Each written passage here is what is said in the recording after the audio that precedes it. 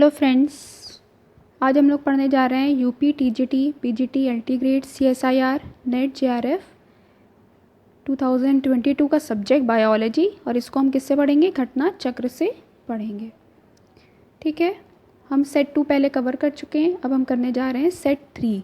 आपकी वही चैप्टर है, यूनिट एक तरह से कह सकते हैं, क्लासिफिकेशन एंड माइक्रोबायोलॉजी में क्लासिफिकेशन का ये 3rd सेट है। ठीक है, वर्गीकरण एवं सूक्ष्म जैविकी, या इंग्लिश में कहें तो क्लासिफिकेशन एंड माइक्रोबायोलॉजी। ठीक है, तो वर्गीकरण के 20 क्वेश्चन हम कर चुके हैं, अब 21 से यानी कि 21 क्वेश्चन से हम करने जा रहे हैं।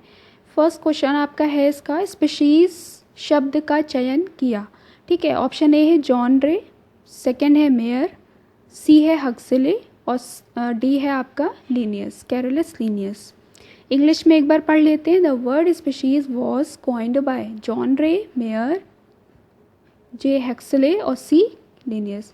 तो आपका राइट ऑप्शन है जॉन रे।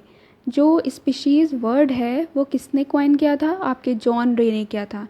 इन्होंने स्पीशीज के साथ साथ फैमिली और जीनस शब्द को भी इन्होंने ही खोजा था। ठीक है, यह प्रस्तुत किया था जो आपके हैं। ठीक है, तो आप यहाँ पर स्पीशीज़ के साथ साथ ये याद रखें कि फैमिली और जीनस शब्द को और स्पीशीज़ 3 शब्द को जॉन रे ने ही इसका चयन किया था। ठीक है, ये बहुत अच्छे से याद रखेंगे। और कैरोलस लीनियस को हम जानते हैं, ये नोमेनक्लेचर के लिए, बाइनोमियल नोमेनक्लेचर के लिए ये फेमस है। ठीक है, यहाँ पे आगे इन्होंने बताया है, इन्होंने स्पीशीज़ को जनन के आधार पर दिया था। क्वेश्चन में ये पूछ सकते हैं कि ये जो इन्होंने स्पीशीज़ शब्द दिया तो ये किसके आधार पर परिभाषित किया? तो जनन के आधार पर परिभाषित किया।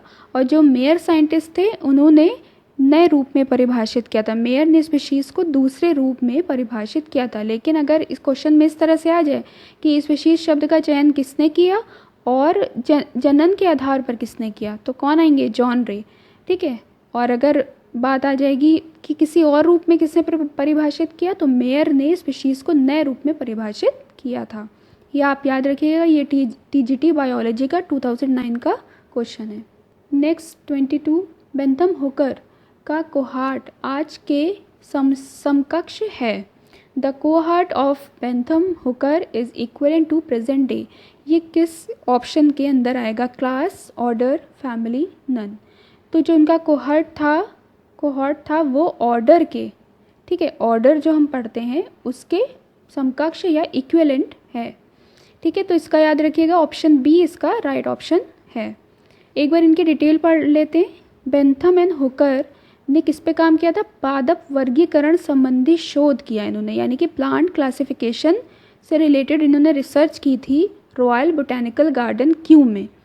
इनका जो पादप वर्गीकरण पद्धति थी, यानी कि प्लांट क्लासिफिकेशन की जो इनकी पद्धति थी, वो डी कॉन्डोल के पादप वर्गीकरण पद्धति पर आधारित थी। ठीक है, तो डी कॉन्डोल इनकी जो पद्धति थी बेंथम एंड हुकर की, ये किस पे बेस्ड थी? डी कॉन्डोल की प्लांट क्लासिफिकेशन पद्धति पर आधारित थी, जिनके द्वारा आज के प्रचलित ऑर्डर यानी कि गढ़ के स्थान पर कोहॉर्ट का उपयोग किया जाता है। जो आज हम अपना पढ़ते हैं पूरा किंगडम क्लासिफिकेशन जो करते हैं, पूरा जो आपने किया था किंगडम, फाइलम, ठीक है, तो उसमें जो ऑर्डर है वो पहले क्या कहा जाता था? कोहॉर्ट कहा जाता था, कोहॉर्ट। इसको याद रखिएगा आप। तो 22 का ऑप्शन बी यहाँ पर आता है। 23, वनस्पति शास्त्र के पिता कौन है? यानी कि who is referred as father of botany. तो फादर ऑफ बॉटनी हम पहले भी पढ़ा था कि थियोफ्रेस्टस को फादर ऑफ बॉटनी कहा जाता है। ठीक है, इसके साथ साथ जो फादर ऑफ जोलॉजी और फादर ऑफ बायोलॉजी हैं वो कौन है? आपके अरिस्टोटल हैं। और लीनियस आपके कौन है? वो आपके वर्गीकरण विज्ञान के पिता, फादर ऑफ मॉडर्न टेक्सोनॉमी उनको कहा जाता है। ठीक है, तो हमने सबके फादर यहाँ पे पढ़ लिया। तो रॉबर्ट हुक ने किसकी की थी? सेल की थी। कैरोलस लीनियस को आप लोग जानते ही हैं, बाइनोमियल नोमेनक्लेचर और वर्गीकरण विज्ञान के पिता। ठीक है, एलन हॉक की अगर बात करें तो इन्होंने बैक्टीरिया की खोज की थी। ठीक है, तो इसको याद रखिएगा, इन्होंने क्या किया था? बैक्टीरिया की खोज की थी। थियोफ्रेस्टस, अगर आप पीछे याद करें तो हम लोगों ने 3 सिस्टम पढ़े थे। एक था नेचुरल सिस्टम, एक था आर्टिफिशियल सिस्टम और एक था फाइलोजेनेटिक सिस्टम। ठीक है, नेचुरल सिस्टम पे किसने काम किया था? आपके बेंथम एंड हुकर ने काम किया था। उसके बाद आपके हचिंसन और एंगलर एंड प्रेंटल ने किस पे काम किया था? फाइलोजेनेटिक सिस्टम पे काम किया था। और थियोफ्रेस्टस ने किस पे काम किया था? आपके आर्टिफिशियल सिस्टम पे काम किया था। ठीक है, तो आगे इसको हम एक बार और पढ़ेंगे। और ये क्या है? फादर ऑफ बॉटनी भी है। एक बार इसको डिटेल में पढ़ लेते हैं। थियोफ्रेस्टस को वनस्पति शास्त्र का पिता कहा जाता है। अरस्तु को जीव विज्ञान यानी कि बायोलॉजी और जोलॉजी का फादर कहा जाता है। लिनियस को वर्गीकरण विज्ञान का पिता कहा जाता है। 24, वनस्पति शास्त्री पौधों के नाम लैटिन में इसलिए रखते हैं क्योंकि, ठीक है, तो botanist name plant in Latin so as to, ठीक है, claim superiority over the common man, prevent the common man from studying plants, claim superiority over the other scientists, achieve international uniformity। एक बार ऑप्शन हिंदी में भी पढ़ लेते हैं। वे साधारण मनुष्य से उच्च भावना रखते हैं, ऐसा तो कुछ नहीं है ना, तो ये क्रॉस हो गया। वे साधारण मनुष्य के पौधों के अध्ययन को रोकना चाहते हैं, ऐसा भी नहीं है। फिर बात करें, वे अन्य वैज्ञानिकों से उच्च की भावना रखना चाहते हैं, बिल्कुल भी नहीं। ये अंतर्राष्ट्रीय समानता रखना चाहते हैं, बिल्कुल। जब भी हम कोई एक यूनिफॉर्म चीज़ लाते हैं यानी कि वो पूरा इंटरनेशनल लेवल पे चले, तो वहाँ पे यूनिफॉर्मिटी होनी चाहिए, ताकि अगर एक प्लांट की हम यहाँ बात करें तो वो उसको समझ पाएँ। होमो सैपियंस यहाँ भी ह्यूमन को कहा जाता है, और अगर हम कहीं लंदन बाहर चले जाते हैं तो वहाँ भी होमो सैपियंस को होमो सैपियंस ही कहा जाता है। तो ये यूनिफॉर्मिटी लाई जाती है। तो botanist name plants in Latin so as to achieve international uniformity, यानी कि ये अंतर्राष्ट्रीय समानता रखना चाहते हैं। इसकी डिटेलिंग पढ़ लेते हैं एक बार। लैटिन भाषा एक मृत भाषा है, अर्थात साधारण बोलचाल में इस भाषा का प्रयोग पूरी तरह से बंद हो चुका था तथा इसमें अब कोई भी परिवर्तन नहीं हो सकता था। अतः वैज्ञानिक नामकरण में लैटिन भाषा का प्रयोग करते हैं ताकि ये नाम अंतर्राष्ट्रीय रूप से समान हो पाए। यही बात है कि ये जो भाषा को उठाने के लिए इन्होंने किया और अंतर्राष्ट्रीय रूप पे इंटरनेशनल यूनिफॉर्मिटी हो, इसलिए इन्होंने ये किया। तो 24 का डी आपका ऑप्शन राइट है। 25 क्वेश्चन पे चलते हैं। एक पादप का वर्णन करते समय लेखक द्वारा पहली बार प्रयोग किए जाने वाला नमूना कहलाता है, ठीक है। The type of specimen used by author for describing a plant for the first time is known as, ठीक है। यहाँ पे फर्स्ट ऑप्शन है आपका लैक्टोटाइप, फिर आपका होलोटाइप, फिर है नियोटाइप और फिर है सिनटाइप। तो पहली बार जो डिस्क्राइब किया जाता है किसी प्लांट को फर्स्ट टाइम, तो उसको कहते हैं होलोटाइप, ठीक है। इसको आपको याद रखना है। ऑप्शन बी यहाँ पे आपका राइट है। पौधों के हर्बेरियम नमूनों को संरक्षित किया जाता है जिसका उपयोग नामकरण में होता है। इसके कई प्रकार होते हैं। होलोटाइप का उपयोग लेखक द्वारा पहली बार वर्णन के लिए किया जाता है, ठीक है। होलोटाइप अब याद रखिएगा। नेक्स्ट है, जब जाति का नाम वंश के समान होता है, जब स्पीशीज और जिनस एक जैसे हों तो वो क्या कहलाते हैं? वो आपके टोटोनिम कहलाते हैं, ठीक है, याद रखिएगा। ऑप्शन में है आपका बेसियोनिम, होमोनिम, सिनोनिम, तो यहाँ पे क्या आएगा? आपका टोटोनिम आएगा। इंग्लिश में पढ़ लेते हैं एक बार। When species name exactly repeats generic name it is known as tautonym B. यहाँ पे फिर से एक बार कहा जा रहा है, जब वंश और जाति यानी कि जीनस स्पीशीज दोनों नामों के प्रत्येक अक्षर समान होते हैं तो उसे क्या कहते हैं? टोटोनिम कहते हैं, याद रखिएगा इस बात को। 27, एक वनस्पतिक नाम जिसमें वंश नाम पूर्ण रूप से जाति संकेत पद को ही दोहराता है कहलाता है। फिर से एक क्वेश्चन आ गया इसी पर, तो इसको क्या कहते हैं? टोटोनिम कहते हैं। फिर से इंग्लिश में पढ़ लेते हैं। A botanical name in which specific epithet repeats exactly the generic name is called tautonym. First option आपका यहाँ पर राइट है, ठीक है। ये क्वेश्चन आपके रिपीट होते हैं तो भी वो मेंशन किए जाते हैं। 28 क्वेश्चन, जब मूल टाइप सामग्री अनुपलब्ध हो, मतलब ना उपलब्ध हो, तो इस कार्य हेतु टाइप इलाके से एकत्रित एक नमूने को चुना जाता है और ये क्या कहलाता है? मतलब जब मूल टाइप ना हो, ओरिजिनल ना हो, यहाँ पे ये बात कर रहे हैं। When the original type material is not available and a specimen collected, अगर ओरिजिनल मिला जा रहा है तो उसे हम क्या कहेंगे? होलोटाइप कहेंगे। लेकिन यहाँ पे ये बात करें कि ओरिजिनल नहीं मिले, अवेलेबल नहीं है, तब and a specimen collect from the type locality is chosen to serve as type it is called, ठीक है। जब हमें मेन नहीं मिल रहा है, जो होना चाहिए उससे रिलेटेड अवेलेबल नहीं है, लेकिन उसका जो टाइप है उसको हम कलेक्ट करके और सर्व कर रहे हैं, तो उसे हम क्या कहेंगे?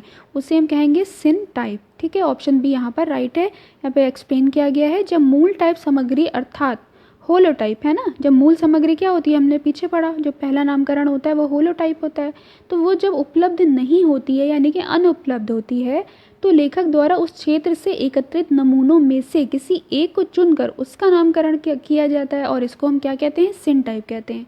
हमने नई 3 चीज़ें पढ़ी, एक तो होलोटाइप पढ़ा, एक सिनटाइप पढ़ा, एक टोटोनिम पढ़ा। होलोटाइप क्या होता है, जो भी जहाँ का मटेरियल है वो जो पहली बार में हमें उपलब्ध हो जा रहा है और उसको हम एक नाम दे रहे हैं पहली बार, तो उसे होलोटाइप कहते हैं। अगर हम जो मूल सामग्री है यानी कि होलोटाइप वहाँ पे अवेलेबल नहीं है, ठीक है, तो उसकी जगह पे हम उस जगह का, उस क्षेत्र के कुछ नमूनों को इकट्ठा करके उसका जब नामकरण करेंगे तो उसको सिनटाइप कहेंगे। और आपका टोटोनिम क्या था कि जीनस और स्पीशीज़ दोनों का नाम जब सेम होता है तो उसे हम क्या कहते हैं, टोटोनिम कहते हैं। ये 3 चीज़ें हमने नहीं पढ़ी। अब क्वेश्चन 29 को देखते हैं। इस कथन आइसोटाइप एक ही स्थान तथा एक ही तिथि में के एक संग्रह से लिया गया है। एक्स का द्विक प्रतिदर्श होता है में एक्स किसके लिए टाइप किया गया है? ऑप्शन है टोटोटाइप, होलोटाइप, पैराटाइप, नियोटाइप। इसको इंग्लिश में पढ़ते हैं। In the statement isotype is a duplicate specimen of the X, ठीक है, from the same collection of the same date and the same locality. X stands for, obviously ये क्या है, होलोटाइप है, ठीक है। यहाँ पे कह रहे हैं टेक्सोनॉमी के अंतर्गत नामकरण के दौरान विभिन्न प्रकार के नमूने एकत्र किए जाते हैं। इन्हें कई प्रकारों में बांटा जाता है जिन्हें हम क्या कहते हैं, जिसमें आइसोटाइप होलोटाइप का डुप्लीकेट होता है, ठीक है। जो आइसोटाइप होता है वो होलोटाइप का डुप्लीकेट होता है। अभी हमने होलोटाइप पढ़ा था, अब यहाँ पे ये कह रहे हैं कि अगर कोई चीज़ आइसोटाइप का डुप्लीकेट है तो वो क्या होगा, होलोटाइप होगा। ये होलोटाइप वही था जो एक जगह का हम लेते थे चीज़ को और उसका सबसे पहले जब नामकरण किया जाता था, नाम दिया जाता था उसको इकट्ठा करके, तो उससे होलोटाइप कहते थे। अब यहाँ पे कह रहे हैं आइसोटाइप है, किसी का आइसोटाइप अगर है तो वो क्या होगा, आइसोटाइप होलोटाइप का डुप्लीकेट कहलाता है। तो जब आइसोटाइप का डुप्लीकेट की बात आएगी तो वो कौन होगा, होलोटाइप होगा, ठीक है। और जब होलोटाइप अवेलेबल नहीं होता है तो उस जगह पर फिर हम क्या यूज़ करते हैं, सिनटाइप यूज़ करते हैं, ठीक है, याद रखिएगा इसको। क्वेश्चन 30 और कथन है एक आपका, कुंजियाँ एक वर्गीकीय सहायक सामग्री है जो पादपों व जंतुओं की पहचान हेतु उपयोग में ली जाती है। इसका कारण क्या बता रहे हैं, कुंजियाँ विपर्यासी लक्षणों पर आधारित होती हैं और सामान्यतः जोड़े में होते हैं, जो कि सामान्यतः जोड़े में होते हैं, ठीक है। इसके ऑप्शन पढ़ने से अच्छा है कि हम इंग्लिश में एक बार इसको पढ़ लें।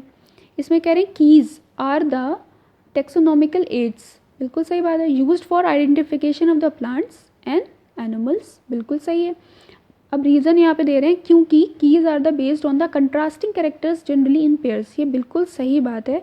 तो यहाँ पे आपका ऑप्शन हो जाएगा both A and R are true and R explain से, ठीक है। तो ऑप्शन ए आपका यहाँ पर राइट हो जाएगा।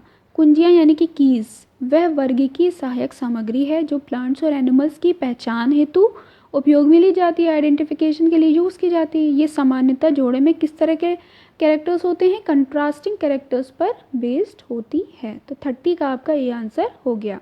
आपके 30 जो क्वेश्चंस हैं वो यहीं पे कंप्लीट होते हैं क्लासिफिकेशन चैप्टर के, ठीक है। अब आगे इसके आगे हम लोग नेक्स्ट सेट में मिलेंगे।